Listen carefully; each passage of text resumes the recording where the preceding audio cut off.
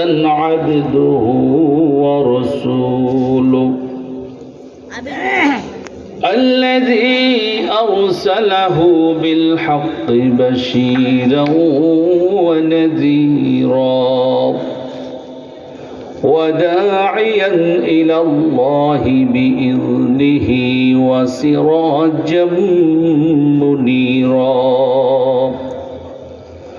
صلى الله عليه وعلى آله وأصحابه وبارك وسلم تسليما كثيرا كثيرا. فقد قال الله تعالى في كلامه المجيد والفرقان الحميد: أعوذ بالله من الشيطان الرجيم. بسم الله الرحمن الرحيم. والعصر إن الإنسان لفي خسر إلا الذين آمنوا وعملوا الصالحات وتواصوا بالحق وتواصوا بالصبر.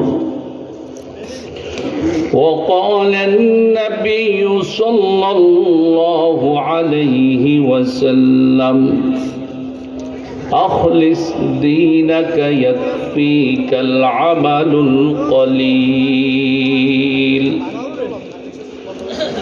وقال الله تعالى في شان حبيبه: إن الله وملائكته يصلون على النبي يا أيها الذين آمنوا صلوا عليه وسلموا تسليما. اللهم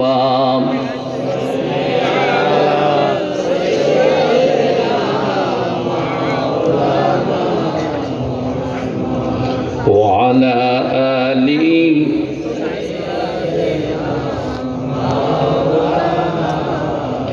সকলে দরুদ ইব্রাহিম পড়ি। আল্লাহুম্মা সাল্লি আলা মুহাম্মাদিন ওয়া আলা কামা সাল্লাইতা আলা ইব্রাহিম ওয়া আলা ইন্নাকা হামিদুম মাজিদ। اللهم بارك على محمد وعلى كما باركت على إبراهيم وعلى إنك حميد مجيد. لا إله إلا الله لا إله إلا الله لا إله إلا الله.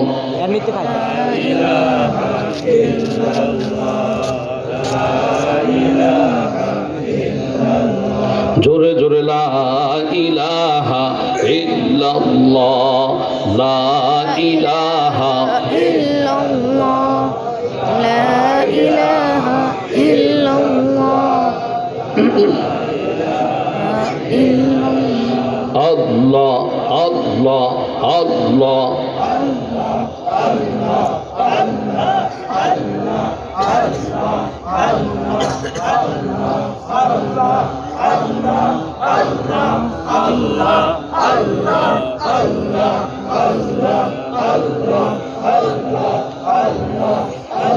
আল্লাহ আল্লাহু আকবার, আল্লাহু আকবার, আল্লাহু আকবার, আল্লাহ, আল্লাহু আকবার, আল্লাহু আকবার, আল্লাহু আকবার, আল্লাহ। কোন সাহসে তুমি মানুষ হয়ে বুঝি আল্লাহর সাথে দাও পাল্লা? কোন সাহসে তুমি মানুষ হয়ে বুঝি আল্লাহর সাথে দাও পাল্লা? আল্লাহ, আল্লাহ, আল্লাহ, আল্লাহ,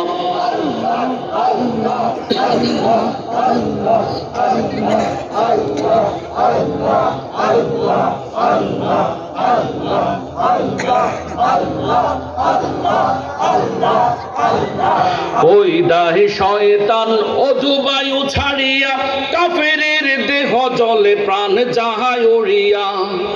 ওই দাহে শয়তান অধুবায়ু ছাড়িয়া কাফেরের দেহ জলে প্রাণ যাহায় উড়িয়া। আল্লাহর নাম নিলে হয় তার শঙ্কা, তাই করে তাকবীর জারি নিষেধাজ্ঞা। বল বল জোরে বল মুসলিম দুর্বার, বল বল জোরে বল মুসলিম দুর্বার। আল্লাহু আকবার, আল্লাহ, আল্লাহ, আল্লাহ, আল্লাহ, আল্লাহ, আল্লাহ,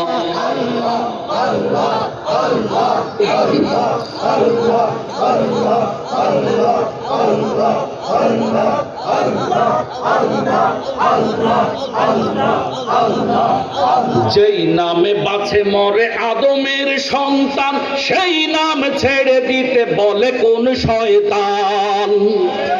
যেই নামে বাঁচে মরে আদমের সন্তান, সেই নাম ছেড়ে দিতে বলে কোন শয়তান?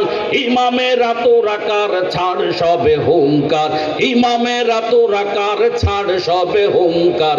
আল্লাহু আকবার, আল্লাহ, আল্লাহ, আল্লাহ, আল্লাহ, আল্লাহ,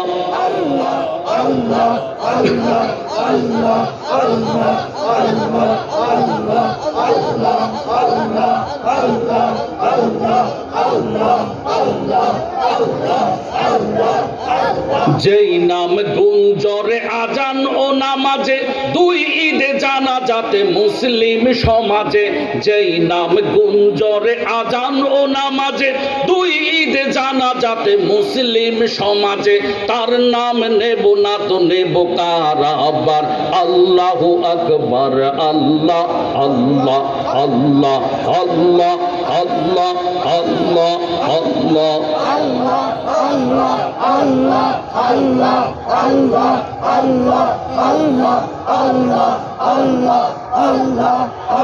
আল্লাহ আমার রব, এই রবি আমার সব। আল্লাহ আমার রব, এই রবি আমার সব। দমে দমে তনু মনে তারি অনুভব, দমে দমে তনু মনে তারি অনুভব। আল্লাহ আমার রব, এই রবি আমার সব। সবাই বলেন আল্লাহ আমার, এই রবি আমার সব। আল্লাহ আমার, তোমার দুনিয়াতে আমি যেদিকে তাকাই, অথই নিয়ামতে ডুবে আছে সবাই। তোমার দুনিয়াতে আমি যেদিকে তাকাই, অথই নিয়ামতে ডুবে আছে সবাই। পাখ পাখালির গানে শুনি তাসবিহ কলরব, তাসবিহ কলরব। আল্লাহ আমার রব, এই রবি আমার সব। আল্লাহ আমার রব, এই রবি আমার সব। দমে দমে তনু মনে তারি অনুভব। আল্লাহ আমার রব, এই রবি আমার সব। আল্লাহ আমার রবি আমার তোমার মদদ পেলে আমি আর না কিছু চাই, তোমার প্রেমের অনল আমি কি দিয়ে নিভাই। তোমার মদদ পেলে আমি আর না কিছু চাই, তোমার প্রেমের অনল আমি কি দিয়ে নিভাই। যার হয়েছ তুমি তার নেই যে পরাভব, নেই যে পরাভব। আল্লাহ আমার রব, এই আল্লাহ আমার রব, এই রবি আমার সব। দমে দমে তনু মনে তারি অনুভব, দমে দমে তনু মনে। আমাদের স্রষ্টা, আমাদের রব কে? জোরে বলেন। এখনো পর্যন্ত আওয়াজে আমার এলাকার জাহাঙ্গীর ভাইসেরা, এই যে আলহামদুলিল্লাহ। আমি অত্র অঞ্চলে অনেক বছর আসি, ওয়াজ করি, আপনাদের সন্তান আমি দেখেছি আমাদের ইমানি জজবা সবার এক পাল্লায় রাখলে ওয়াজের মাঠের কথা, অন্য জায়গা না, অন্য জায়গা আরেক হিসেব। ওয়াজের মাঠে আমাদের আওয়াজ, আমাদের উচ্ছ্বাস, আমাদের উদ্দীপনা, আমাদের অনুপ্রেরণা, আমাদের আগ্রহ সবার এক পাল্লায় রাখলে ইনু হাফেজ সাহেবের ছেলে জালাল উদ্দিন একজন আছে না, তারটার এক পাল্লায় রাখলে তারটা বড় হবে। আল্লাহ তাকে সম্মান দান করে না আমি। আল্লাহ ইনু হাফেজ সাহেবকে আল্লাহ আপনি জান্নাতে সুউচ্চ মাকাম নসিব করে না আমি। আল্লাহ সুলেমান হাফেজ, রাজ্জাক হাফেজ সহ আমাদের এত্র অঞ্চলে হাজি আব্দুল লতিফ সাহেব সহ আমি সব মুরব্বীর নাম হয়তো জানি না, আমাকে মাফ করবেন। আমাদের সব মুরব্বীদেরকে আল্লাহ আপনি ক্ষমা করে দেন আমি। তাদের জান্নাত, তাদের কবরকে নূরে মানবওয়ার করে দেন আমি। সম্মানিত ভাইয়েরা, আমাদের আজকে দারুল উলুম বাজন করা হিফজুল কোরআন মাদ্রাসা কমপ্লেক্সের দ্বিতীয় বার্ষিক তাফসিরুল কোরআন মাহফিল, এই মাহফিলের সম্মানিত সভাপতি উপস্থিত আছেন, এলাকার সর্বজন শ্রদ্ধেয় মুরব্বীরা আছেন, মঞ্চে উপস্থিত আছেন হযরত উলামায়ে কেরাম। আমি সকলকে শ্রদ্ধা, ভালোবাসা, মোবারকবাদ জানাচ্ছি। পাশাপাশি আপনাদের কাছে আমার আবেদন, আবদার হচ্ছে আপনারা অল্প সময় আলোচনা হবে, কেউ যাবেন না। এখানে আমরা গুরুত্বপূর্ণ কিছু কথা বলবো, যেহেতু পোস্টারে আমি দেখতে পাচ্ছি লেখা আছে তাফসিরুল কোরআন মাহফিল। তাফসিরুল কোরআন মাহফিল যেহেতু লেখা আছে, এখানে কোরআনের বাহিরে কথা বলার কোনো সুযোগ নাই। ও আছেন আপনি, তাই না? মাশাআল্লাহ, আজকেও আছে আছে, সব জায়গায় আছে। আমি যত জায়গায় আসি তত জায়গায় দেখি, তার মানে তিনি অন্যান্য মাহফিলেও হাজির থাকেন। কোনো মাহফিল যেন এই লোকটারে খাবার না খাওয়াইয়া না ফেরায়, এটা আমার আবদার থাকবে। কোনো মাহফিল কর্তৃপক্ষ যেন এই লোকটারে খাবার ছাড়া বাড়িতে না পাঠায়। সম্মানিত হাজিরিন, তাফসিরুল কোরআন মাহফিল যেহেতু এখানে আমরা বুঝতে পারছি কর্তৃপক্ষ আমাদেরকে এই মেসেজ দিচ্ছেন যে আজকাল ওয়াজ মাহফিলে কোরআন সুন্নাহর বাহিরে অনেক অযথা কথা হয়, যেগুলো শোনার জন্য মানুষ এই মাহফিলে আসে না। মানুষ আসে কোরআন এবং হাদিস থেকে, সুন্নাহ থেকে কথা শোনার জন্য। কি বলেন আপনারা? তো আমার আগের বক্তা, আমাদের সম্মানিত বরেণ্য আলেম মুফতি সাখাওয়াত বিন তাহের হাফিজাহুল্লাহ, তিনি চমৎকার আলোচনা করেছেন। আমি শুনেছি, এর আগে আমি শুনেছি যে আপনাদের সাবেক খতিব সাহেব এই অত্র অঞ্চলের তরুণ আলেমদের মধ্যে তিনি অত্যন্ত বিজ্ঞ প্রাজ্ঞ আলেম। হযরত মাওলানা ইসহাক বিপ্লবী সাহেব চমৎকার আলোচনা তিনিও করেন। মসজিদের আমাদের অত্র অঞ্চলের যে মিম্বারগুলো আলহামদুলিল্লাহ সবাই ভালো ভালো আলোচনা করেন। তার মধ্যে অন্যতম অগ্রজ হচ্ছেন মাওলানা ইসহাক বিপ্লবী। আল্লাহ এই দুই হজরতের হায়াতে বরকত দান করেন আমিন। প্যারা হাজিরিন, মসজিদের মিম্বার হচ্ছে এমন একটা জায়গা, সমাজ শুদ্ধ করতে হলে আগে এই মিম্বার শুদ্ধ করতে হবে। জোরে বলেন ঠিক কিনা? মিম্বারকে নটবড়ে রেখে কোনো সমাজ শুদ্ধ করা যাবে এটা আমি বিশ্বাস করি না। সমাজ শুদ্ধ করতে হলে মসজিদের মিম্বারে খতিবকে ইন্ডিপেন্ডেন্টলি স্বাধীনভাবে কথা বলতে দিতে হবে। সন্ত্রাস, মাদক, সুদ, ঘুষ, দুর্নীতি, দুঃশাসন, অপরাজনীতি সব কিছুর বিরুদ্ধে যতদিন পর্যন্ত মিম্বারগুলো অবদান রাখবে না, ভূমিকা রাখবে না, ততদিন পর্যন্ত এই সমাজে শান্তি ফিরবে না। কিন্তু বাস্তবতা কি? বাস্তবতা হলো মসজিদের মিম্বারে যতক্ষণ পর্যন্ত খতিব সাহেব কবরের নিচের কথা আর হাসরের উপরের মাঠের কথা বলবে ততক্ষণ হুজুর ঠিক আছে। যদি ইমাম সাহেব, যদি খতিব সাহেব যদি অন্যায়, অপরাধ, সুদ, ঘুষের বিরুদ্ধে বলেন তখন এই হুজুর আর রাখা যাবে। এ হুজুর কিভাবে খেদানো যায়, এজন্য নিজস্ব পদ্ধতিতে অনেকে ফেডারেশন খোলেন, কমিটি করেন, নিজেরা সুদখোর, ঘুষখোর সব সেই কমিটির সদস্য। আমি আমার ইমাম খতিব বন্ধুদেরকে বলতে চাই, এটা আমার এলাকা, আমাদের এলাকা। যারা সোশ্যাল মিডিয়ায় আমাদেরকে ফলো করেন দেখেছেন, মিম্বারে স্বাধীনতা অর্জন করবার জন্যে আমরা সারা দেশ চষে বেড়াচ্ছি। যত বড় হুমকি, যত বড় বাধা আসুক আমরা সেগুলোকে মোকাবেলা করছি। আমি আমার 14 গ্রামের আল কোরআন সব খতিব ইমামদেরকে উদ্দেশ্য করে বলতে চাই, যেই সমাজে মাদক, সুদ, ঘুষের ছড়াছড়ি হবে সেই দায় কখনো খতিবরা এড়িয়ে যেতে পারবেন না। এই দায় আপনাকে নিতেই হবে। সুতরাং গোলামি করে খতিবগিরি বন্ধ করুন।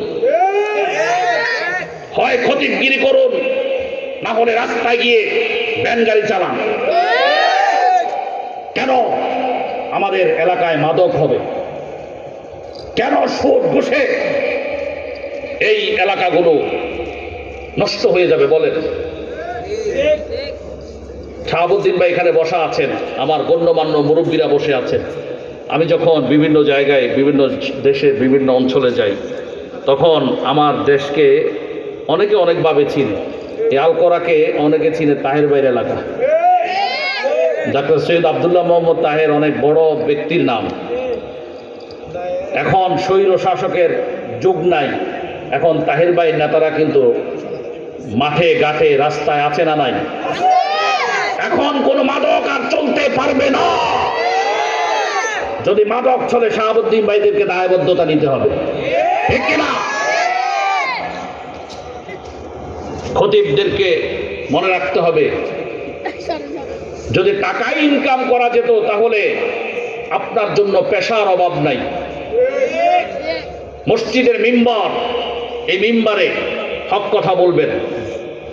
হক কথা যতদিন পর্যন্ত বন্ধ রাখবেন ততদিন পর্যন্ত কেউ পারবে না, থানার ওসি পারবে না, ইউএনও পারবে না, এই সমাজগুলোতে শান্তি ফেরাতে পারবে না।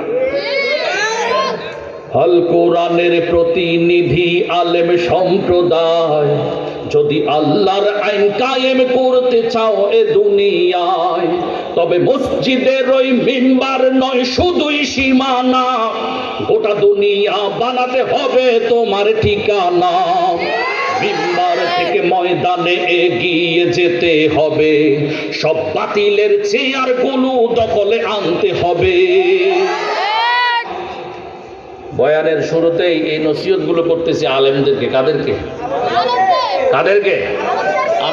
আমি আমার নিজেকেও করতেছি। এদিকে তোমায় মিম্বার দিয়ে করিয়ে ইমামতি, ওদিকে বাতিল বনে যায় দেখো সমাজে সেনাপতি। না পড়ে নামাজ কাটালো যারা জীবন জিন্দেগি, ক্ষমতার জোরে তারা হয়ে যায় মসজিদে সভাপতি। করে ইমামের সাথে যখন যেমন তেমন আচরণ, করে ইমামের সাথে যখন যেমন তেমন আচরণ, সুযোগ পেলে করতে চায় খুতবা নিয়ন্ত্রণ।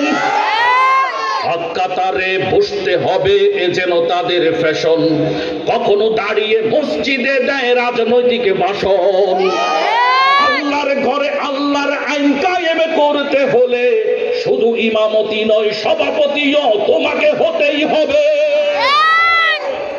এই ওয়াজ কাদেরকে? ইমামদেরকে। কাদেরকে? যতদিন ইমাম শুদ্ধ হবে না ততদিন শান্তি আসবে। কোন চাটুকার ইমামের যদি সন্ধান পান অন্তত আমাকে জানাবেন, খেয়াল করায়। রাজি?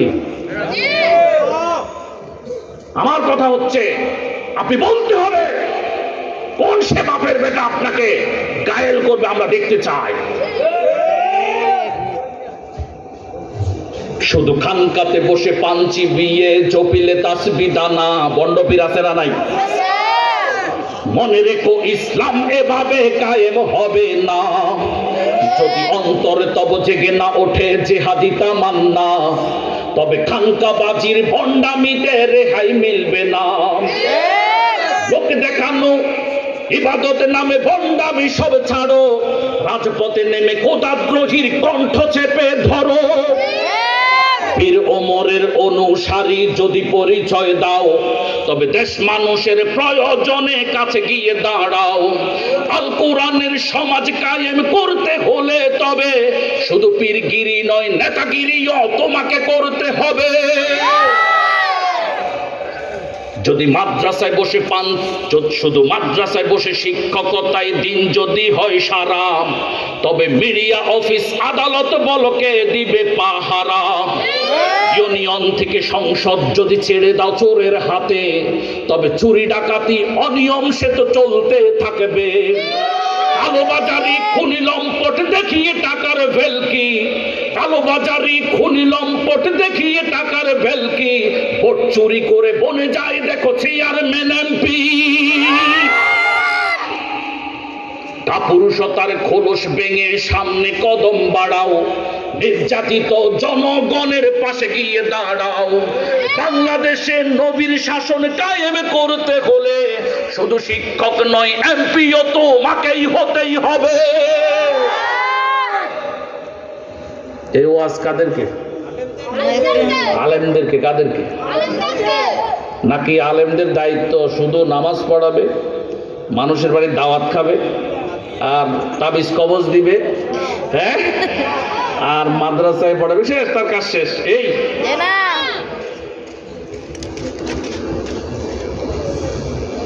আমার বলতে কোনো লজ্জা নাই, সারা বাংলাদেশের এমন কোনো জেলা উপজেলা নাই আমি যাইনি, আলহামদুলিল্লাহ। আমার বলতে কোনো লজ্জা নাই যে আমার এই আল কোরআন আলেমদের, আমি এটার জন্য দায়ী কেন? আমি পারলাম না এখানে কাজ করতে। আল কোরআন আলেমদেরকে যদি বলা হয় আসেন একটু ইসলামের কাজ করি, একটু অন্যায়ের বিরুদ্ধে প্রতিবাদ করি, আমার মনে হয় 10 জনও পাওয়া যাবে না। কিন্তু অন্য অন্য উপজেলা ইউনিয়ন এরকম নয়। হ্যাঁ,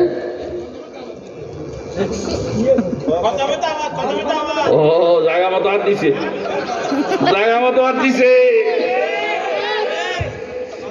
আমরা ইমাম প্রশিক্ষণ রেখেছি, তো ইমাম প্রশিক্ষণে যদি বলা হয় আসেন ইমাম সাহেবেরা ইমাম প্রশিক্ষণ দেন, তো সেদিন পাওয়া যায় না, 10টাও আসে না।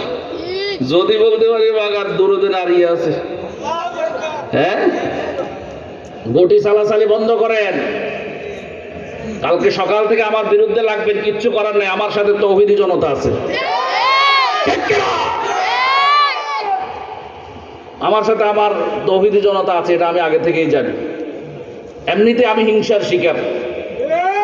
গুটি চালাচালি বন্ধ করেন, খালি দুরুদে নারী আর খতমে খাজে গান, হ্যাঁ হইছে রে।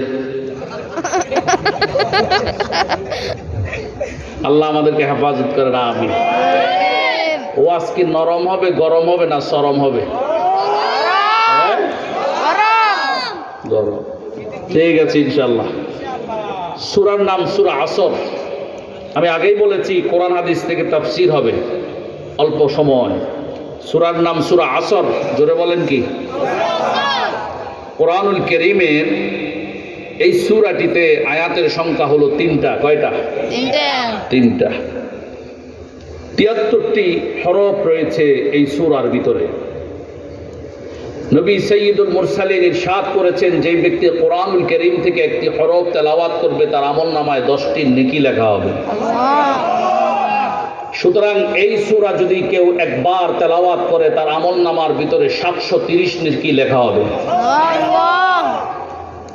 মুফাসসিরিনে কেরামগণ লিখেছেন, মক্কাতুল মুকাররমাতে যত সূরা নাজিল হয়েছে তার মধ্যে সবচাইতে বহুল আলোচিত সূরার নাম সূরা আসর। সুবহানাল্লাহ। আজকে সেই সূরা থেকে আমরা সংক্ষিপ্ত তাফসীর করবার প্রয়াস পাবো ইনশাআল্লাহ। আল্লাহ তৌফিক দেন, আমিন।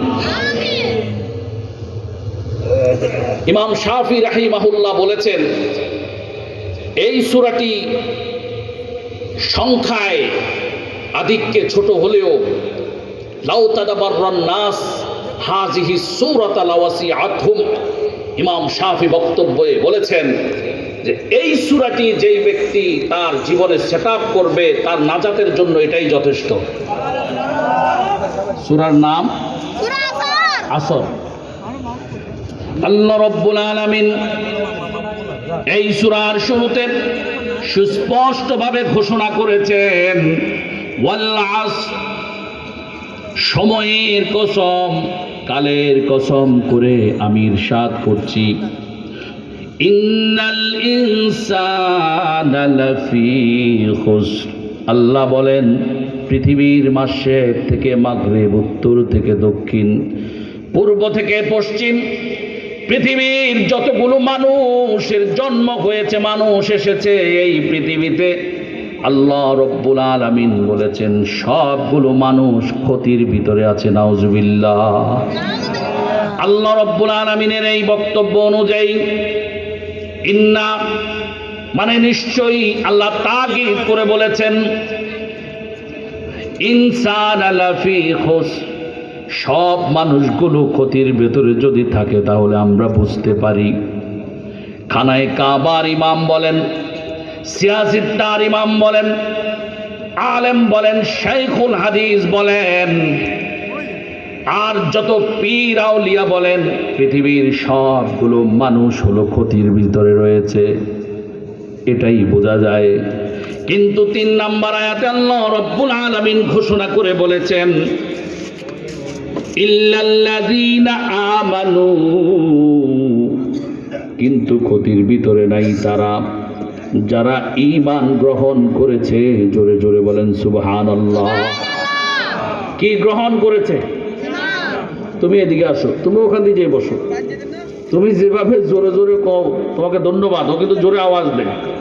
পরে মিডিয়াতে উঠতেছে, পরে মিডিয়াতে মানুষ বললে হুজুর বোধহয় কোনো বুড়াগাড়া পোলাপাইনের জায়গায় বসে ওয়াজ করছে। এও এক ধরনের হিংসুক আছে না নাই? কমেন্ট বক্সে লিখে দিব, কোন জায়গায় গুড়া গুড়া পোলাপাইনের সামনে তাফসীর করতেছি। ঠিক কিনা? আমি সব বুঝি, সব।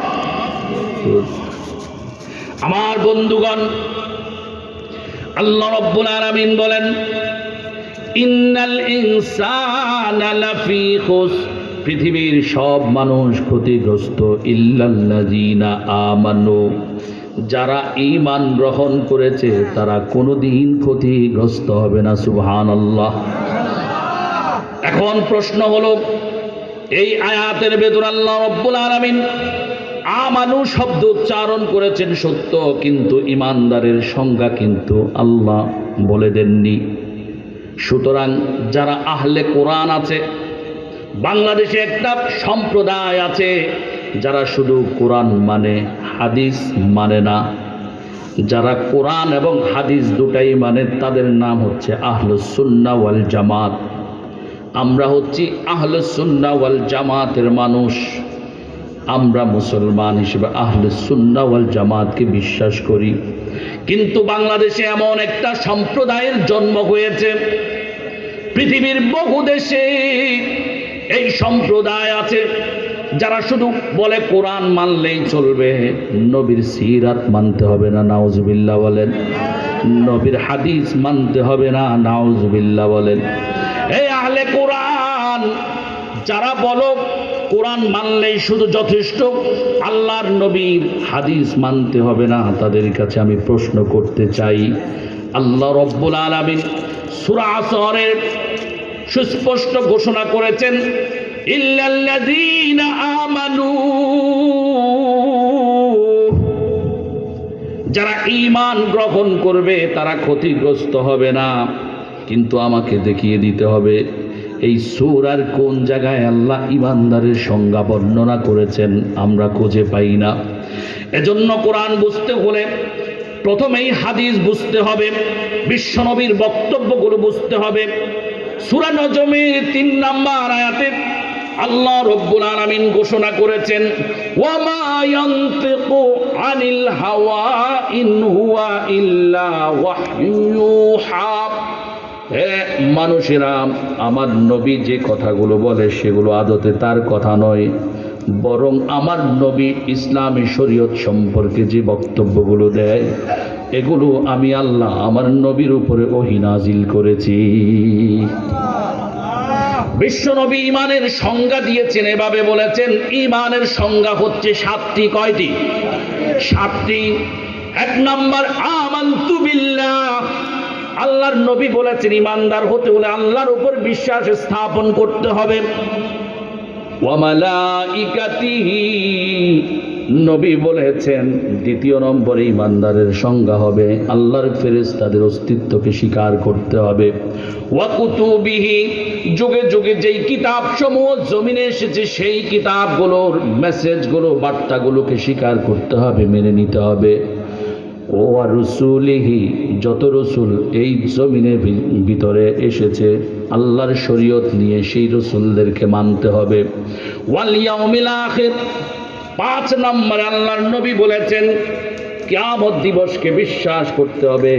আখিরাত নামে একটা দিবস আছে, এই জমিনে সুদ খাইলে এটার হিসাব দিতে হবে, সেখানে গিয়ে ঘুষ খাইলে সেটার হিসাব দিতে হবে, পরের হক নষ্ট করলে সেটার হিসাব দিতে হবে, অন্য মানুষকে গালমন্দ করলে অন্যায়ভাবে সেটারও হিসাব দিতে হবে, মানুষের উপর জুলুম শোষণ নির্যাতন করলে সেটারও হিসাব দিতে হবে।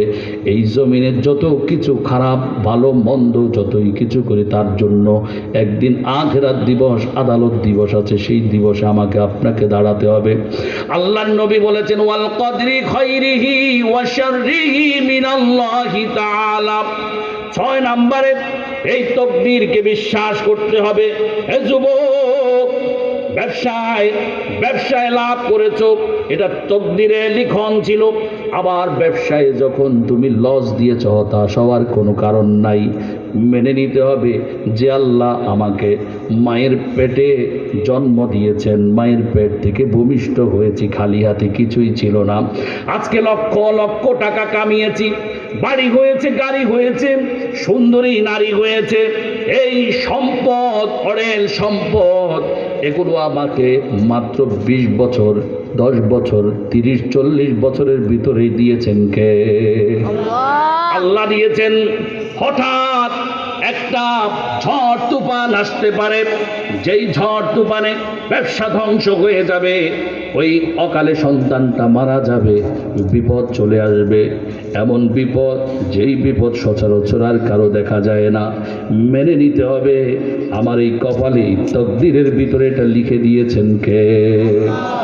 ওয়াল বা'থি বা'দাল মাউত।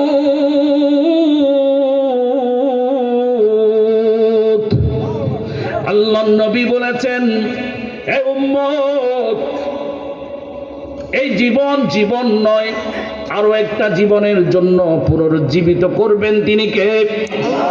আম্মা জান আয়েশা সিদ্দিকা রাদিয়াল্লাহু তাআলা আনহা নবীজিকে জিজ্ঞেস করলেন, ইয়া রাসূলুল্লাহ, আপনি বলেছেন ফেরেশতায় যখন কিয়ামতের সিংহায় যখন ফু দিবেন, মানুষগুলো দলে দলে উলঙ্গ হয়ে হাসরের ময়দানের দিকে দৌড়াতে থাকবে, ছুটতে থাকবে। যদি তাই হয় ইয়া রাসূলুল্লাহ, আমি জানতে চাই তাহলে সেদিন সন্তান কিভাবে মায়ের সামনে দাঁড়াবে, মা কিভাবে সন্তানের সামনে দাঁড়াবে? লজ্জা কি লাগবে না? নবী বলেছেন, আয়েশা মনে রাখতে হবে, আল্লাহ যখন ফেরেশতাকে নির্দেশ দিবেন সিংহায় ফু দেওয়ার জন্যে, ফেরেশতার সিংহায় ফু দেওয়ার সঙ্গে সঙ্গে মানুষগুলো কবর থেকে উত্থিত হয়ে যাবে। আর কবর থেকে ওঠার সময় প্রত্যেকটা মানুষের পেছনে গাড়ের পেছনে একটা বাটি আছে, জয়েন্ট আছে, এই জয়েন্টটা ভেঙে দেয়া হবে। ফলে মানুষ দুনিয়ার জমিনে ইচ্ছে করলে ডান দিকে তাকাইতে পারত, ইচ্ছে করলে বাঁ দিকে তাকাইতে পারত, উপরের দিকে তাকাইতে পারত, যেদিক মন চায় সেদিক মানুষ চাইতে পারত। কিন্তু সেদিন এমন একটা দিন হবে, ওই কবর থেকে মানুষ যখন উত্থিত হবে, অথবা মানুষের দেহ বা শেষ যখন যেখানেই সাঙ্গ হবে, সেখান থেকে মানুষগুলো যখন উলঙ্গ হয়ে হাসরের জমিনের দিকে, মাটির দিকে দৌড়াতে থাকবে, তখন মানুষ চাইলে ডান দিকে তাকাইতে পারবে না, মানুষ চাইলে বাঁ দিকে তাকাইতে পারবে না, কোনো দিকে মন চাইলে তাকাইতে পারবে না। কারণ মানুষের ওই গাড়ের পেছনের বাটিটা, জয়েন্টটা ভেঙে দিলে মানুষগুলোর এই চেহারা, মুখমণ্ডল জমিনের দিকে, পায়ের দিকে ঝুলে ঝুলে ঝুলে ঝুলে পড়বে। আল্লাহু আকবার। মানুষের আর তখন ক্ষমতা থাকবে না, মানুষের স্বেচ্ছায় যেদিকে মন চায় সেদিকে তাকাবে। আমার বন্ধুগণ, আল্লাহর নবী সাইয়্যিদুল মুরসালিন রাহমাতে আলম নবী ইমানদারের 7টা গুণ বর্ণনা করেছেন। এই 7টা গুণ থাকতে হবে। অতঃপর 2 নম্বর অপশনে আল্লাহ রাব্বুল আলামিন বলেছেন, ওয়া আমিলুস সলিহাত। আল্লাহ রাব্বুল আলামিন বলেন, 2 নম্বর ব্যক্তি ক্ষতিগ্রস্ত হবে না, জমিনেও ক্ষতিগ্রস্ত হবে না, না কবরে ক্ষতিগ্রস্ত হবে না, মিজানে পুলসিরাতে হাসরে কোথাও সে ক্ষতিগ্রস্ত হবে না। কোন মানুষ? 2 নম্বর মানুষটি হচ্ছে সেই মানুষ, যেই মানুষ নেক আমল করবে, সৎ কর্ম করবে। এক সাহাবী বিশ্ব নবীকে প্রশ্ন করেছেন, ইয়া রাসূলুল্লাহ, সবচাইতে উত্তম নেক আমল কোনটি, উত্তম আমল কোনটি? আল্লাহর নবী জবাব দিয়ে বলেছেন, আফজলুল আমালিস সালাত। সবচাইতে উত্তম আমলের নাম হচ্ছে নামাজ। সুবহানাল্লাহ বলেন। নামাজ হচ্ছে সবচাইতে উত্তম আমল। কত মানুষকে আপনি দেখবেন দান সাদাকা করে, এলাকায় সুনামের সাথে বসবাস করে, কিন্তু মানুষটি নামাজ পড়ে না, নামাজ আদায় করে না। আল্লাহর নবী তাকে উত্তম মানুষ বলেননি, বলেছেন উত্তম মানুষ হওয়ার জন্য উত্তম আমল করতে হবে। উত্তম আমল করার জন্য উত্তম আমলটির নাম কি? নামাজ হচ্ছে উত্তম আমল। আমার বন্ধুগণ, আল্লামা ওসমান হাসান মাহমুদ আহমদ শাকির আল খাবাবি রাহমাতুল্লাহি আলাইহি তাফসীরের ভিতরে একটি চমৎকার ঘটনা বর্ণনা করেছেন।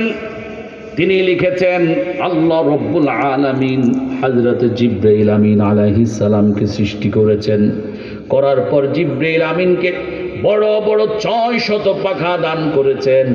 ওই 600 পাখা দান করার পর জিবরাইল আমিনের দেহের ভিতরে আল্লাহ এত শক্তি সঞ্চার করেছেন, আসমানে জমিনে কোনো মাখলুকের দেহের ভিতরে এককভাবে এত শক্তি নাই যত শক্তি জিবরাইল আমিনকে দেয়া হয়েছে। জিবরাইল এত শক্তি পাওয়ার পর আল্লাহ রব্বুল আলামিনের কাছে 2 রাকাত নামাজ পেশ করেছেন। জিবরাইল 2 রাকাত নামাজ পেশ করবার পর আল্লাহ রব্বুল আলামিনের কাছে অনুমতি চাইলেন, মালিক আমি একটা আরজ করতে চাই। আল্লাহ বলেন, জিবরাইল তুমি বলো কি আরজ করতে চাও?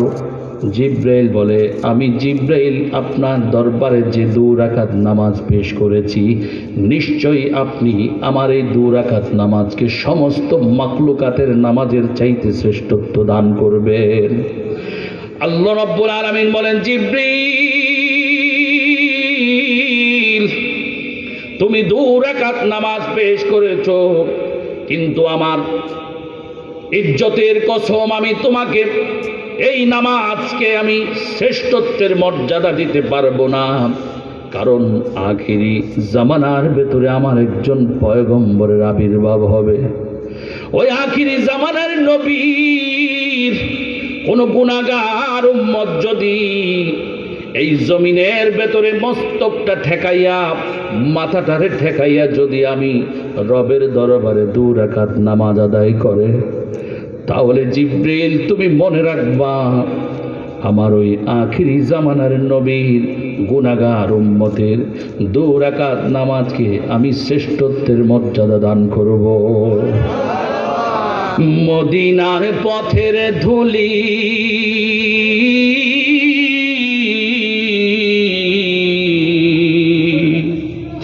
মদিনার পথের ধুলি চোখে দিতাম সুরমা বলি, ও মদিনার পথের ধুলি চোখে দিতাম সুরমা বলি, দৃষ্টি চোয়ায় বাড়তো জ্যোতি এ অধমের 2 নয়নে, মন আমার চায় গো যেতে মদিনার ফুল বাগানে, মন আমার চায় গো যেতে মদিনার ফুল বাগানে। মদিনার সবুজ মিনার,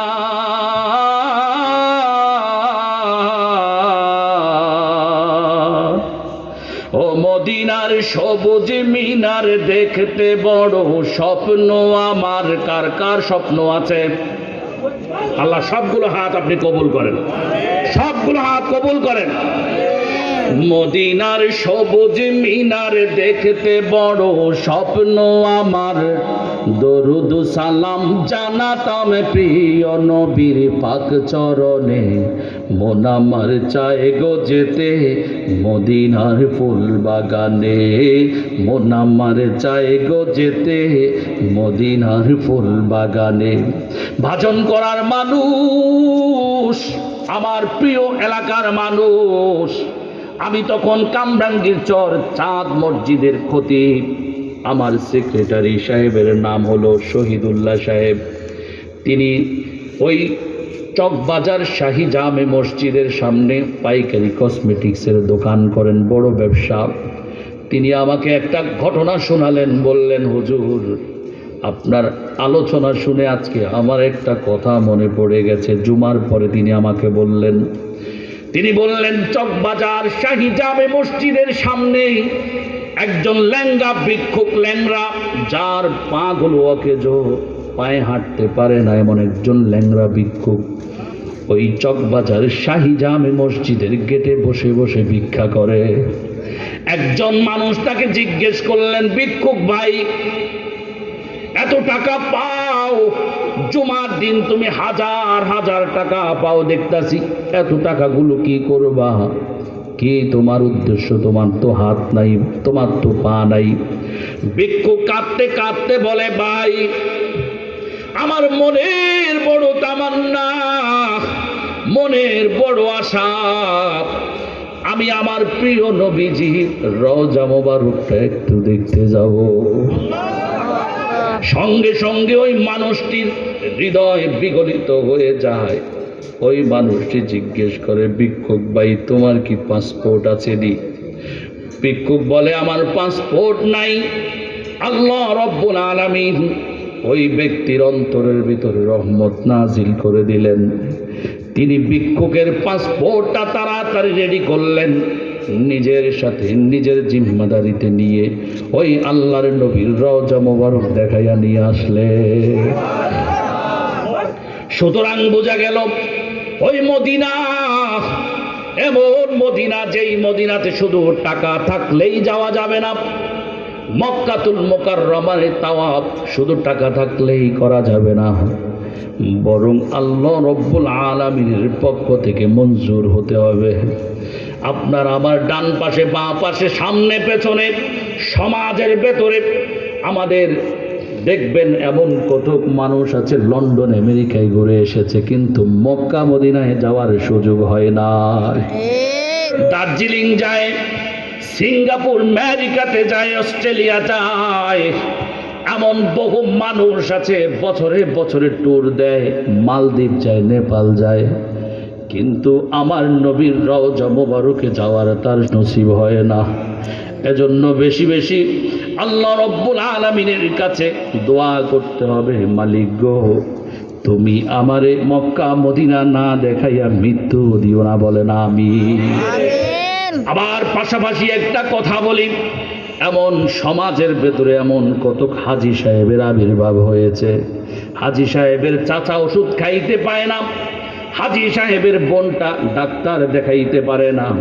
আমার শাহাবুদ্দিন ভাই আমার চাইতে বেশি ভালো বলতে পারবেন, তিনি হসপিটাল ম্যানেজমেন্টের দায়িত্বে আছেন। তিনি জানেন এমন সমাজে এমন কত মুখোশধারী হাজী আছে, যেই হাজী তার বোনের খবর নেয় না, গরিব বোনের খবর নেয় না। যেই হাজী তার ছোট ভাইটার খবর নেয় না, গরিব ভাইটার খবর নেয় না। যেই হাজী ওই কোরবানি ঈদে এককভাবে কোরবান দিলেও এক টুকরো গোস্ত তার গরিব বোনের জন্য পাঠায় না। এমন কত হাজী আছে, যেই হাজী বছরের পর বছর, বছরে 2টা ওমরাও হাজী করেন, বছরে তিনি মক্কা মদিনা ঘুরতে যান।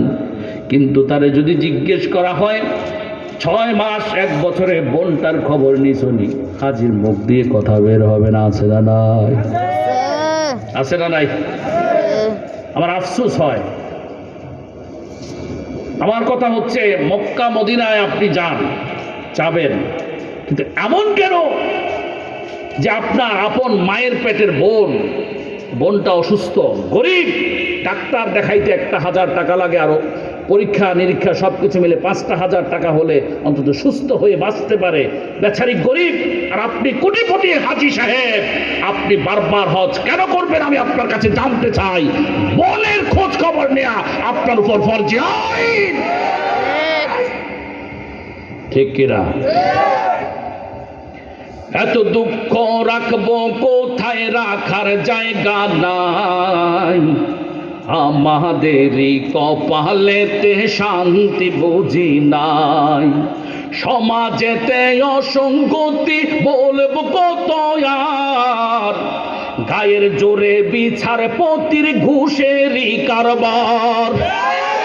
টাকার লাগি গরিব দুঃখী বিচার নাহি পায়, আমাদেরই কপালেতে শান্তি বুঝি নাই। সুদে ঘুষে কাটে জীবন, করে দুর্নীতি, এমন লোক মসজিদে যদি হয় রে সভাপতি।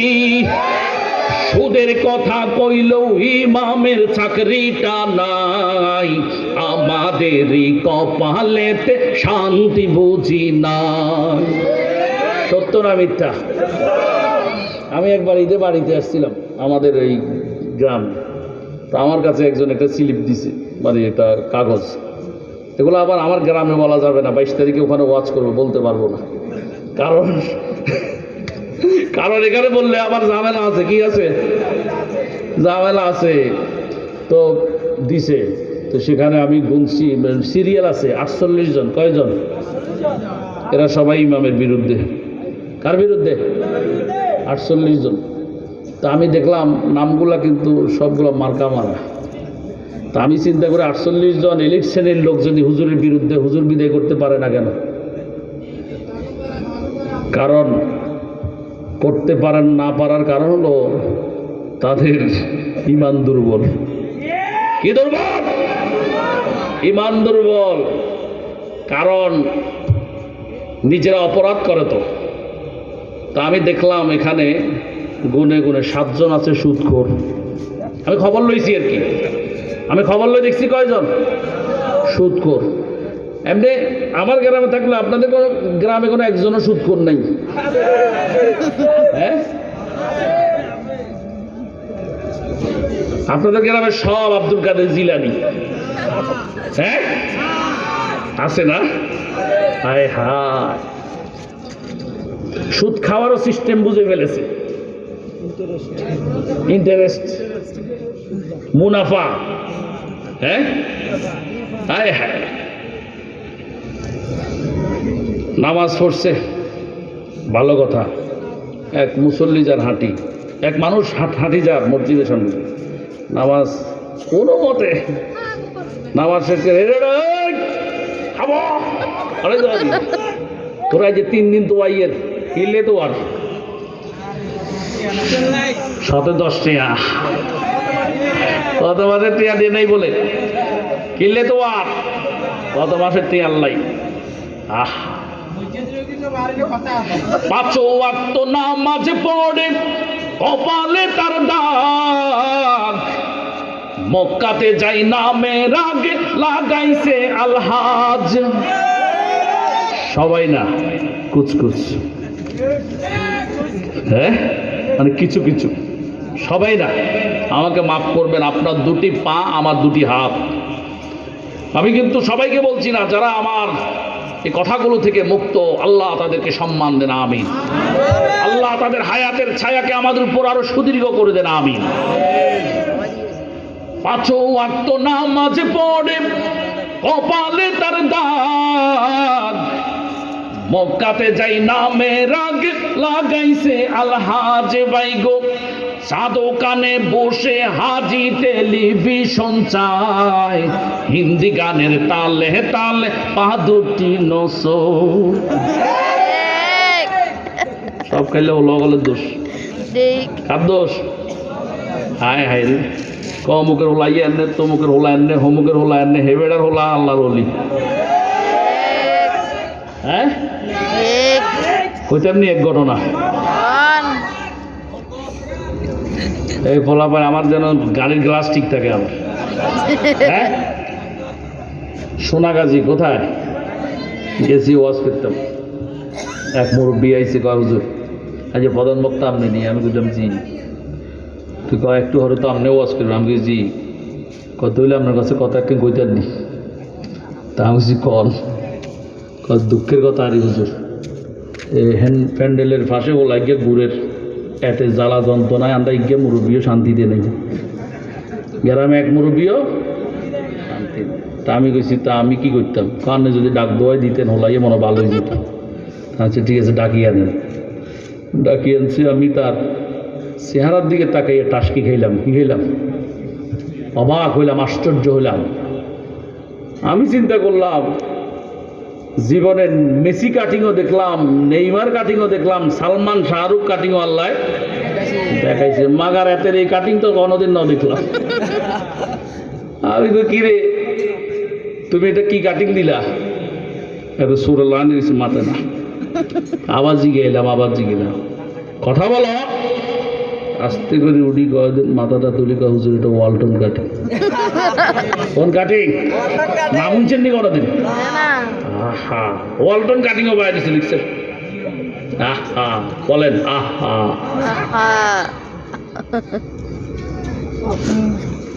কইলাম মুরব্বীর সাথে বেয়াদবি করলা কারণটা কি? ক হুজুর বুঝছি তো, হেবেটা একতা নিয়ে আরে ডাকি ইনচানের কাছে। কত হইলে আরাম কই? তা কছি ক আই হেবেটার সামনে এদিনকে বিকে ধরাইছি, এদি বুঝছি হেবেটা একতা গাত লাগছে। হেবেটার বলা যায় আরাম বার সামনে গত সপ্তাহ লুঙ্গিকে তুলি খাওয়া দিছে। এমন ঘটনা সমাজে আছে না? নেই? মানে তুমি আমার আব্বাকে বেইজ্জতি করো আর আমি তোমার আব্বাকে বেইজ্জতি করি। হ্যাঁ ফাঁকে 2 বাপ, দোনোজনের বাপে কিন্তু বেইজ্জতি হচ্ছে। খেয়াল করছেন? কোন মুরব্বী ইজ্জতের সাথে নাই। এই পোলাপান মুরব্বীদেরকে বেয়াদবি, মুরব্বীদের সাথে বেয়াদবি করে। পোলাপানি হুজুর দুঃখে কলজাটা হারিয়ে যান, এই ব্যাগ কামান্ডা করছি, মুরব্বীরা কেউ করেন না। তারপরে যদি মাছটা বুঝি আমরা খাইলাম। কিছু মুরব্বীকে দেখা যায় সব সময় পোলাপাইনের গিবত, পোলাপাইন নষ্ট হয়ে গেছে, খালি তিনার জবটাই এটা যে পোলাপাইন খারাপ হয়ে গেছে। কিছু মুরব্বী আছে সব সময় এই পোলাপাইন এতের হোলা খারাপ, এতের হোলা খারাপ, এতের হোলা খারাপ, এতের হোলা খারাপ। ঠিক আছে মানলাম পোলাপাইন খারাপ। তো আপনি যে এই শীতকাল মসজিদে ঢুকছেন, ফজরের নামাজ পড়ছেন, বালা কথা। এই কুয়াশা শীত, এই শীতকালে বাইরেই আপনার বয়স হয়েছে 60-70 বছর। হ্যাঁ তা আপনি কি ইচ্ছেন নামাজ শেষ করি লগে লগে ধরাইছেন, মায়ের তো বার করি আছে নি কেসি কুচি ব্যাগ ভান্দাই গেছে ভিতরে। এবেটা মাগার এটা চাইতে পারে নাই, কি চাইতে পারে নাই, মোমবাতি চাইতে পারে নাই। আমি সব এলাকায় গেলে ওয়াজের পাশাপাশি কিছু সিদ্ধান্ত গ্রহণ করি যেটা বাস্তবায়ন করবে এলাকাবাসী। রাজি আছেন? রাজি থাকলে আমার আমার বাপের বয়সে অনেক মুরব্বী এখানে আছেন, আমাকে মাফ করবেন, আমি আগেই বলেছি আপনার দুটি পা আমার দুটি হাত। তাহলে আজকে একটা সিদ্ধান্ত গৃহীত হোক। সেই সিদ্ধান্তটা হলো যে প্রকাশ্যে গ্রামে, বাজন করা গ্রামে প্রকাশ্যে কোনো মুরব্বী বিড়ি খেতে পারবে না। হ্যাঁ, সবাই বলতে সব বলাবানি ছিল, আর মুরব্বীরা সব কেউ কিছু কয় না। হ্যাঁ, এমনি কি আইনটা কি বেশি কঠিন? বলেন। আজকে এখানে আমাদের, না আমি বলি, আমাদের শাহউদ্দিন ভাই আছেন, সভাপতি সাহেব আছেন, আরো অনেক মান্যগণ্য ব্যক্তিবর্গ আছেন। আজকে আমরা শুধু চিন্তা করতেছি আমাদের পোলাপাইনগুলো কেন খারাপ হচ্ছে। মানে আমাদের একটা টেনশন, বিশেষ করে এই প্রবাসী অধ্যুষিত এলাকা। কিছুদিন আগে ওসি সাহেব আমাকে বলতেছে যে 14 গ্রামে বেশি পোলাপাইন, অন্য জেলা থেকে বেশি এদিকের পোলাপাইনগুলো নষ্ট হয়ে যাচ্ছে। আমি বলছি কেন? কয় প্রবাসী বাপেরা এলাকায় থাকে না। আমি বলছি না, অনেক বাপ বিদেশ, ছেলে ডাক্তার হচ্ছে না, অনেক বাপ বিদেশ, ছেলে ইঞ্জিনিয়ার হয়েছে, আলহামদুলিল্লাহ আমি দেখেছি। কন্ট্রোল এমন একটা জিনিস, দেশে থাকুক বিদেশে থাকুক, এটা পারিবারিকভাবে সেটিং হয়। পারিবারিক শিক্ষা বড় শিক্ষা। তাহলে যেই দেশের মুরব্বীরা বিড়ি খায়, কি খায়, সেই দেশের পোলাপান গাঞ্জা খাইব, ঠিক কিনা? রোগ কি আমি ধরাই দিতে পারছি? খালি পোলাপান খারাপ। এবার আকিস বিড়ি টাইম বকাশি আর এতে গাঞ্জা খাইতে হইতো না। হ্যাঁ, কেউ হ্যাঁ, আপনার নবী সুন্নত মুখের ভিতরে সাদা দাঁড়িয়ে গেছে। হাদিস শরীফে আছে, যে সেই বাতিল মুসলিম, যেই মুমিন তার দাড়িগুলো পেকে গেছে, তাকে সম্মান করলে আল্লাহ খুশি হয়ে যান। তাহলে দাড়িগুলো সাদা হয়ে গেল, আপনি নাতির হাঁটুর বয়সী নাতি পোলাপাইনের সামনে আপনি কি করে আকিস বিড়ি ধরাইলেন? কেন ধরাইলেন? তাহলে আমার সাথে কি আপনারা একমত যে আগামীকাল থেকে খান, আপনি লুকাই সিফা সাফাতে ঢুকি খান, কিন্তু আপনি প্রকাশ্যে কোনো দোকানে, মানে পোলাপানের সামনে বিড়ি খাইতে পারবে না? যারা আমার সাথে রাজি হাত জাগান, ওই পিছন দিয়ে হাত উঠে নাও, আল্লাহ কবুল করেন। ওয়াজ লাগবে না, শুধু একটা যদি আমরা ছেড়ে দিই ঠিক হয়ে যাবে। একটা বিড়ি খাইলে সোরের মতো লুকাই খাইতে হইব। হ্যাঁ, পোলাপাইন খেলে দোষ, সামনে খান দেন ইয়ে কি দোষ তো দোষে, কি বলেন? মুরব্বী খাক আর পোলাপাইন খাক, দোষ তো দোষে। বিগত সরকার, আমি যেহেতু আমার নিজ এলাকা, আমি হার্ডলি কোনো কথা বলতে চাই না, তবে আমি এটা বলতে চাই, বিগত দিনে আমরা গত সরকারের আমলে দেখেছি এমন কত যুবক বের হয়েছিল সর্দারের নামে, যারা মুরব্বীদেরকে দাঁড় করাইয়ে রেখে এই চেয়ারে বসে সিগারেট টেনে টেনে হাঁটুর উপর হাঁটু তুলে সর্দারি করতে গেছে। এমন সর্দারের জন্ম হয়েছে কিনা? দুয়ারে জায়গায় ওটা দেরে ইয়ে দিত, সেটারই কে সেটা তো দিছে বলা কথা, টিয়া দিছে তো হাঁসটিয়া দিয়ে কি পাওয়া যায় আপনারা কন? আমি জানি না। এদিকে এক জায়গায় কইছি ডারবি, কে ডারবি কত এতে দিছে 5 টিয়া, তাহলে ডারবি হইতো না, তারও নিচে পাইব, ঠিক নেই? তো তুই দিছ 5 টিয়া, আবার বালা কথা। হ্যাঁ না, মানে এতে দিছে 5 টিয়া, তো দোকানদারও দিছে কত, হেটারই মানে 5 টিয়ারটা 5 টিয়াই দিব, ঠিক না? তো 5 টাকা দিয়ে 5 টাকারটা দিছে, এতে কয় তাকে দিয়ে কিনলে ও হিয়ে দে হিয়া গুঙ্গা কয় গোল্ডেন গা, দেখছেন অবস্থাটা? হ্যাঁ, বেনসন, তুমি টাকা দিলা 5 টাকা, তুমি খোঁজো বেনসন, কিলে জানেননি? ওই সর্দারি যে বেলে মানুষের দেখা কিন্তু তো আঙুলে চিপে ধরে লিখছি, এটা কি দেখা যাননি? এটা কি নামটা কিন্তু ধরে লিখছি। আল্লাহ আমাদেরকে হেফাজত করেন, জোরে বলেন আমিন। জিবরিল আমিন, আল্লাহ রব্বুল আলামিন যখন তাকে জানালেন, এই আমার আখিরি জামানার ভেতরে একজন পয়গম্বর আসবে, যেই পয়গম্বরের কোনো গুনাহগার উম্মত যদি জমিনে মস্তকটারে ঠেকাইয়া আমি আল্লাহকে খুশি করতে চায়, তাহলে তার 2 রাকাত নামাজকে তুমি জিবরাইলের এই নামাজের চাইতে আমি শ্রেষ্ঠত্ব দান করব। জিবরিল আমিন বললেন, ইয়া রব্বি, ওগো আমার রব, তাহলে নিশ্চয়ই তুমি আখিরি জামানার নবীর ওই গুনাহগার উম্মতের নামাজের বিনিময়ে বুঝি কোনো পুরস্কার রেখেছ। আল্লাহ রাব্বুল আলামিন বলেন, জিবরিল, আখিরি জামানার নবীর কোন গুনাহগার উম্মত যদি এই জমিনটার ভেতরে মস্তকটারে ঠেকাইয়া আমার দরবারে 2 রাকাত নামাজ আদায় করে, তবে আমার ইজ্জতের কসম জিবরাইল, ওই আখিরি নবীর নামাজি উম্মতকে আমি এমন একটা পুরস্কার দান করব, যেই পুরস্কারের নাম হলো জান্নাতুল মাওয়া। জিবরাইল আমিন বললেন, রব্বি, ওই আখিরি জামানার নবীর উম্মতের পুরস্কার জান্নাতুল মাওয়াটা আমি জিবরাইল একটু দেখতে চাই, তুমি যদি আমার অনুমতি দিতা। আল্লাহ বলেন, জিবরাইল যাও, আমি অনুমতি দিয়েছি। জিবরাইল জান্নাতুল মাওয়ার ভেতরে ঢুকলেন। বড় বড় 600 পাখা থেকে জিবরাইল 2টি পাখা খুললেন। এই জিবরাইলের দেহের ভেতরে যত শক্তি, সব শক্তি প্রয়োগ করলেন। 3000 বছর পর্যন্ত জান্নাতুল মাওয়ার ভেতরে উঠলেন। ক্লান্ত পরিশ্রান্ত হয়ে জিবরাইল জান্নাতের একটা গাছের ছায়ার নিচে আশ্রয় নিলেন। এবার বললেন, ওগো রব্বি, এ কেমন বিস্তৃত বড় জান্নাত, তুমি উম্মতে মুহাম্মদের নামাজের বিনিময়ে পুরস্কার দিয়েছো তাদেরকে। আমি জিবরাইল 3000 বছর পর্যন্ত এই জান্নাতটার ভেতরে উঠলাম, কিন্তু কোল কিনারা খুঁজে পেলাম না। আল্লাহ রাব্বুল আলামিন জিবরাইলকে বলেন, এ জিবরাইল, আখিরি নবীর উম্মতের ওই নামাজের পুরস্কার জান্নাতের ভেতরে তুমি যদি আরো ডবল দ্বিগুণ সময় নিয়ে ওঠো, আমার ইজ্জতের কসম জিবরাইল, এই জান্নাতটারে আমি এত বড় করে সৃষ্টি করেছি, এই জান্নাতটার কুল কিনারা তুমি জিবরাইল কোনোদিন খুঁজে পাবা না।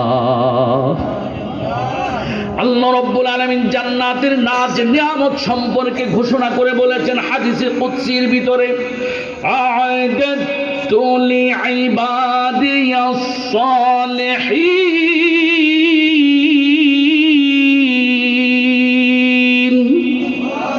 আল্লাহ রাব্বুল আলামিন বলেন, জান্নাতের ভিতরে আমি নেক বান্দাদের জন্য, সৎ কর্মশীল মানুষের জন্য জান্নাতটার এমন করে সাজাইয়া রাখছি, মালা আইনুন রাআত। জান্নাতের ভেতরে কি কি নাজ নিয়ামত আছে, পৃথিবীর কোনো চোখ কোনো দিন দেখতে পায় নাই। আল্লাহ বলেন, ওয়ালা উযুনুন সামিআত। জান্নাতের ভেতরে আমি এমন নাজ নিয়ামত সাজাইয়া রাখছি, পৃথিবীর কোনো কান কোনো দিন শুনে নাই। ওয়ালা খাতারা আলা কলবি বাশার। জান্নাতটারে আমি এত সুন্দর করে ডেকোরেশন করেছি, আর্কিটেকচার কোনো ইঞ্জিনিয়ার কল্পনা